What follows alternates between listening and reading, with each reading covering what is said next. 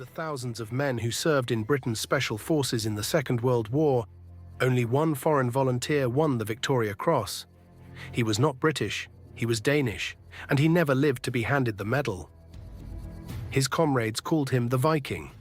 The enemy who faced him in the dark of the Aegean had another word for the fear he brought with him. He fought with a knife when other men reached for a rifle. He led from the front on raid after raid, deep behind enemy lines, where capture meant execution.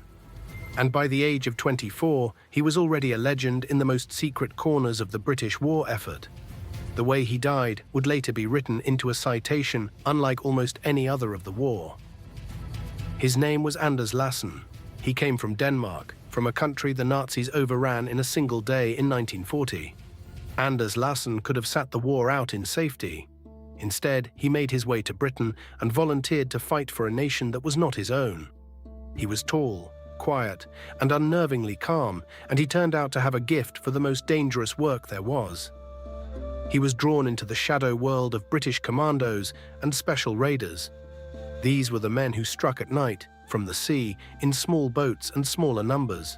They hit ports, garrisons, and airfields the regular army could never reach. And Lassen, the foreign volunteer, became one of the very best they had. His war was fought in the islands of the Aegean and the Mediterranean. With the special boat service, he raided German-held islands again and again, slipping ashore in the dark, striking the garrison, and vanishing before dawn.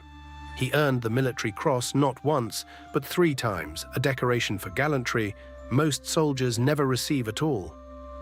But medals are a poor measure of the man his comrades described. They spoke of a leader who asked nothing of his men that he would not do first, who moved through an enemy camp in silence, who carried an old fighting knife and a ferocity in battle that steadied the men around him even as it frightened the enemy in front of him. On one island raid, his party bluffed and fought a far larger garrison into surrender. On another, he walked into an enemy-held harbor by night and left it in flames. Story after story followed him across the islands, and the men who told them were not easily impressed. They were commandos themselves, hard men who had seen everything the war could show them. Yet there was a cost to living this way.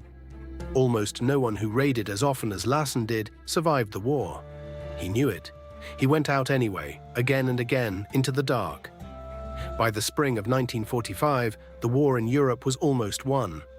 Anders Lassen had survived years of raiding that killed most men in months. He had every reason to believe he would live to see the peace. But one more night operation stood in the way, in northern Italy, on the shore of a shallow, freezing lagoon called Lake Comacchio. His small patrol was meant to make noise, to convince the Germans a far larger force was landing. But the enemy positions were dug in, and the guns opened up. And what Anders Lassen did in the next few minutes is the reason his name is carved where it is today. He went at the enemy positions almost alone. One after another, he attacked the German strongpoints, knocking out machine gun nests that had pinned his men down, drawing the fire onto himself so the others could move. He was hit, and he kept going. He cleared position after position until the guns fell silent. Then, moving forward once more, he was hit again, this time fatally. Even as he lay dying, his thoughts were for his men. He refused to let them stay and carry him out, because it would have cost more lives. He ordered them to leave him and to complete the mission. Moments later, he was gone. Anders Lassen was killed on the 9th of April, 1945, less than a month before the war in Europe ended. He was 24 years old. For his actions at Lake Comacchio, he was awarded the Victoria Cross, the highest award for valor that Britain can give. He remains the only member of the Special Air Service to receive it in the entire Second World War. The foreign volunteer, the Dane who need never have fought at all, had given more than any medal could repay. His Victoria Cross citation praised not only his courage that final night, but his complete disregard for his own safety across a long and secret war.